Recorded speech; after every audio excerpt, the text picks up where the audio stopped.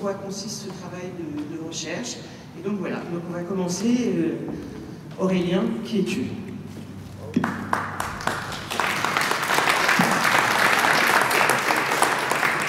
Merci beaucoup et bravo pour ton travail extraordinaire.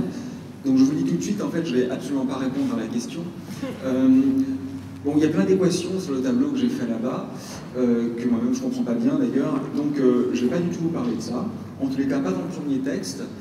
J'aurais préféré vous lire des textes d'auteurs géniaux, hein, et je suis contraint de lire des textes de moi, donc ça sera beaucoup moins chouette.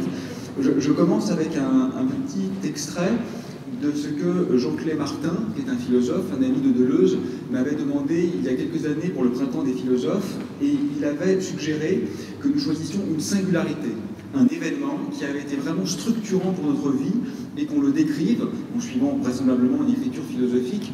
Et j'ai voulu parler d'une histoire réelle, et donc j'ai essayé de relater une visite au zoo que j'ai faite quand j'avais 5 ou 6 ans, et à la honte, pourrait-on dire, que j'avais ressentie dans ce lieu. Ménagerie, vieux gorille, débile, détruit, posé. Hilarité humaine, grimace. Hilarité, canette de bière, cigarette, chewing-gum jeté au gros macaque. Hilarité. Attente de la bourde, hilarité. Espoir d'une chute, d'un raté, d'un heurt, hilarité. Posture triomphale ou provocante pour la photo devant la bête, hilarité. Déception. Apathie simiesque, vivant mourant, avachi, indolent. Déglingué, chemin passé. Hilar quand même, parce que là pour ça, plus loin les faux va moquer, ridicule forcément. Le regard du gorille pourtant n'était pas absolument éteint. On observait, eux, les voyeurs jouisseurs, ses poils, ses narines, son sexe, évidemment.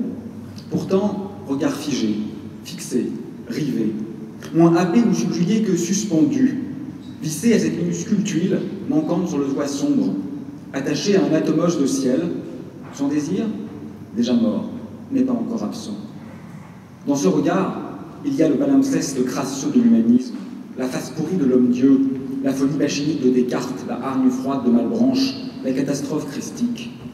Il y a la tendresse étonnée des anciens, sacrificielle peut-être, mais adressée, le végétarisme militant de Pythagore, l'égalitarisme ontique, si légèrement saupoudré par Plotin, le temps où les dieux, les hommes et les bêtes se pouvaient penser dans une continuité communielle. Il y a la stupidité lancinante de l'inévitable reproche anthropomorphique à ceux qui compatissent, l'interdite empathie. Insupportable ritournelle. Il y a la stridence ornithique improbablement apprivoisée par Messiaen, les hybridations chimériques de Chagall. Il y a le sidérant cynisme kantien qui ne récuse les tourments infligés aux animaux qu'au titre de l'atteinte que ces violences porteraient à l'humanité. La vacuité que Hegel décèle dans les voies animales, la privation de Dasein, martelée évidemment par Heidegger, d'érédiction.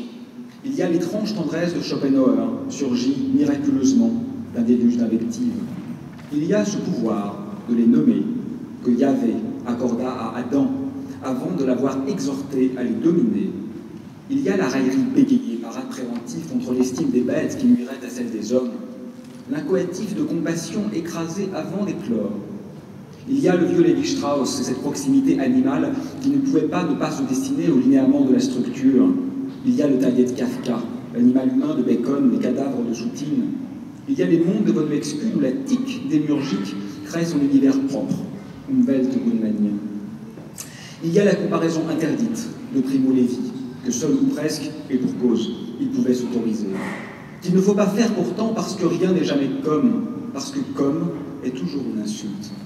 Il y a la connivence entre capitalisme et violence au vivant, Dublin et sa monstration de lien organique d'une omnipuissance du marché réificateur. Il y a le nominalisme foucaldien et l'évanescence du visage de l'homme juste esquissé sur le sable. Il y a cette peur récurrente, obsessionnelle, inextinguible de leur reconnaître le pouvoir de souffrir, le pouvoir de pouvoir souffrir. Déni de douleur et déni du déni de douleur. Il y a les devenirs animaux de Deleuze et Guattari, le sortir du mimétisme, la meute, la multiplicité.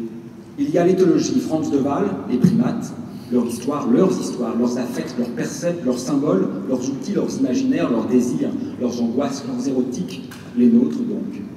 Il y a le cynisme narquois de Wolff, ce petit rire moqueur, ce petit rictus mesquin qui évite de faire face à la barbarie, Il y a la fourmi de Nietzsche, la perfection relative des vivants et l'illusion téléologique.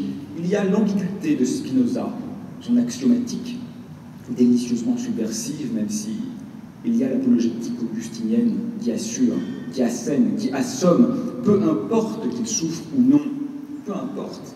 La question est erreur. La faute est la question. Il y a le courage de Derrida. Les animaux, au pluriel, forcément, plus d'un.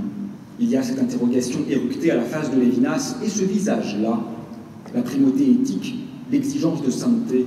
Qu'en faites-vous avec ce visage-là? Il y a la brutalité de l'indifférence à la différence. Il y a l'intensité rilkienne, l'élégie magique, où le regard animal seul, bien sûr, accède à l'ouvert. Il y a la saisissante conscience de Hogarth, sa mise en toile d'une cruauté qui n'est pas qu'annonciatrice.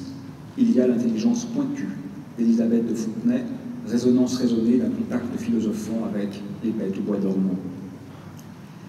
Il y a surtout beaucoup moins que ce magma confus. Un moins dit, un moins loin, un moins fait. Non pas une inscription ou une excryption, mais une accryption.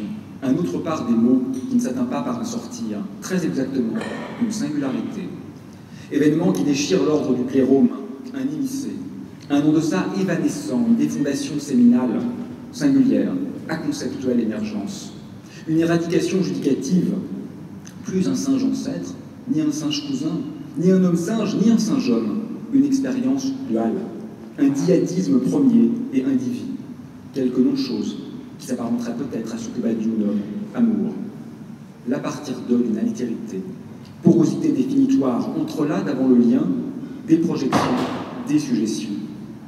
Il ne s'agit pas de faire un monde avec un singe, tout peut faire monde, mondes immondes. On doit les faire proliférer, ils pullulent, multivers. L'authentique singularité, c'est ici justement son universalité.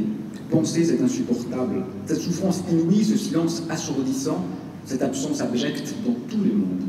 Choisir de ne pas s'y soustraire, entendre l'anaphore obsédante du non-dit, introduire une viscosité, presque une rugosité dans le flux nauséeux. Ce n'est pas primitivement une honte. Ça n'a rien d'une honte principielle.